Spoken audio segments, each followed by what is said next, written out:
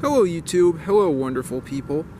On this gorgeous, beautiful November 4th afternoon here in Rockville, Maryland, I'd like to tell you about another one of my bikes and probably the most practical, if not beautiful, steel bike I own.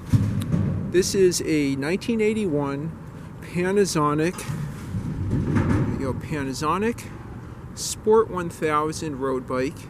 It's a 21-inch frame. And it is made from not budded high tensile steel or chromoly steel, but straight gauge 1020 high tensile steel. I mentioned it's a Panasonic frame, and it looks like it was purchased from a Schwinn dealership in Paramus, New Jersey. I got this bike for free. I had sold a Peugeot P8 that I talked about in prior videos that I came to really dislike because of how unreliable it was. And the person who purchased it said, "Hey, I've got this Panasonic road bike you might like. I'll give you $50 and this road bike for the Peugeot." I absolutely agreed, and I was way more impressed by the bike than I thought. It is pretty heavy at about 31 pounds, but I've managed to do some upgrades to get it lighter, and it's just incredibly solidly built for what it is. I think Panasonic really had excellent bang for the buck when it came to low-cost frames. Let's start with the front.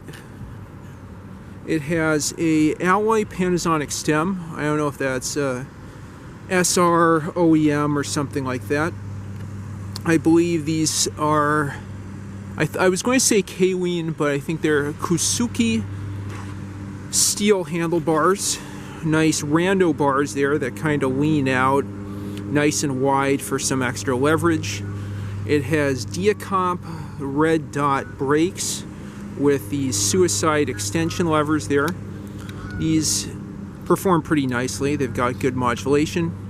I've added a GPS mount, a light that's nice and bright there, and this cheap $5 Walmart bell. Behind there we can see Shimano stem shift levers. They're similar to those on the Panasonic Sport LX that I've talked about in prior videos. Stem shifters on a drop bar bike isn't necessarily the best, but if you stay in more of an upright stance, they do quite well. And honestly, these are really simple, really reliable. Just with a little bit of oil and tightening down the wing nuts, they perform beautifully.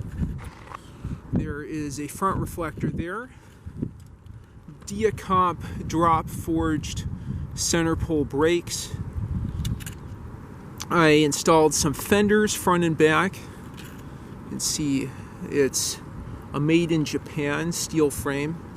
Again, really excellent ride quality, super smooth. It keeps its momentum as you'd expect for a heavy bike, but it's still pretty nimble. It's a 1981 frame, and I know there's a 041 there, but the serial number is on the rear dropout, so that's how I found it. When I got this, it came with chrome steel rims, which honestly were quite bad.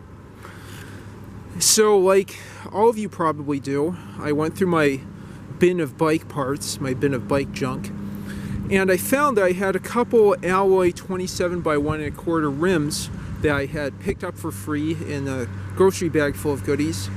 And when I got them, I thought I'd just keep them as spares. But sometimes life and material presents itself. Changing those rims out, the chrome rims for these alloy ones, I'll just show you, they don't match, but they're both really nice alloy rims, was an excellent upgrade to this bike that totally transformed the ride quality. A lot less bumpy, a lot faster, a lot more comfortable. Both of these also have quick release axles as opposed to the bolt-on ones, and I remember the original chrome rear rim, which I'll talk about in a second, had an incredibly weird freehub system that was a pain in the bottom. I'm near Shady Grove, a pain in the shady groove to work on. I apologize for the childishness of the joke, but it's apropos being here at NCI Shady Grove. Anyway, so there's the front rim. It's a Levanter alloy rim made in the USA. Should probably talk about the tires. That's upside down, but they're high pressure Kenda puncture resistant tires that have held up pretty well. They also have these nice reflective white walls.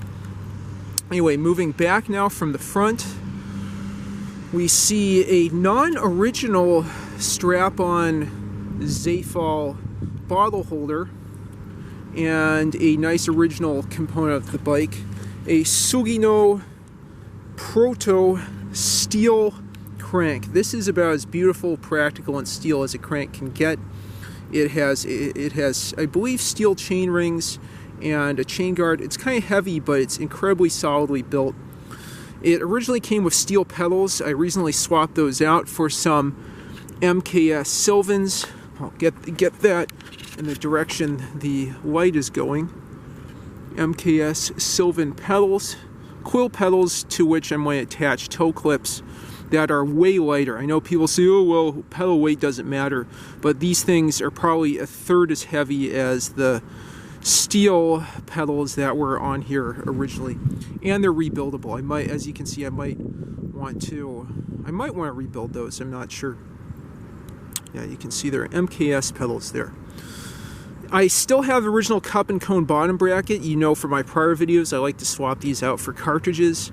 I've stuffed that with waterproof grease, and that should be good to go. I also currently have a closed top seat post, so I don't have to worry about water and stink bugs getting down in there and getting high. I believe this crank is a 5242 or something like that. I could probably use some aluminum foil or something to get the dust off. The front derailleur is a Shimano FE. I definitely need to clean that up. Let's see if you can see it. Yeah, Shimano FE front derailleur. It's a 12-speed bike, 2 in the front and 6 in the rear. That performs quite well. And then looking behind that, you can see the rear SKS Velo 42 fender and the rear rack that I attached to this to give it an extra degree of practicality. I attached that rear rack with P-clamps, you can see here. I think that's the appropriate way to do it. There aren't quick releases on the brake adjustments, which is a little annoying, but not too bad. The current seat post, I believe, is a BMX one. I think it's, well, I'll just show you. It's the one it came with. I think is way too small. You can see how far the oh wow, the gap is closed in the seat post collar. So I plan to swap that out with a Cali Uno 25.4 millimeter seat post based on some searches for the appropriate seat post here. It does have kind of a generic Schwinn saddle, but the semi-firmness I think is really great for the bumpy roads around here. In the back there's again Diacomp center pull brakes that perform great. Stamp dropouts, but threaded eyelets, which is perfect for the fender and the rack. Another set of alloy non-matching wider X404 rims, 6-speed freewheel in the back, and also quick release, which makes this super easy to take apart. A Shimano, oh well, oh that's grungy. I'd clean this up, but I've only ridden this about 100 miles and already gotten it pretty disgusting. You can see the Shimano RS, entry-level rear derailleur, and 6 speeds in the back. I really need to clean this up, but it's performed nicely. I mean, I'll average 15 and a half miles an hour over 10-12 miles on this bike. It is not as slow as you would think it is. I don't think the theory really holds a lot of weight, but the lower rolling weight I think has helped, and it just fits me really well. So it's really the perfect beater bike that you can clean up and will ride nice. Really fantastic for a beater bike.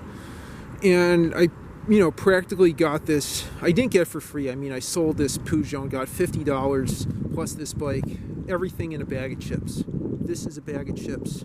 It's a tasty, delicious bag of salt and vinegar potato chips. That's what I'll call it now. The salt and vinegar kettle cooked potato chip bike. And with that, I appreciate your attention.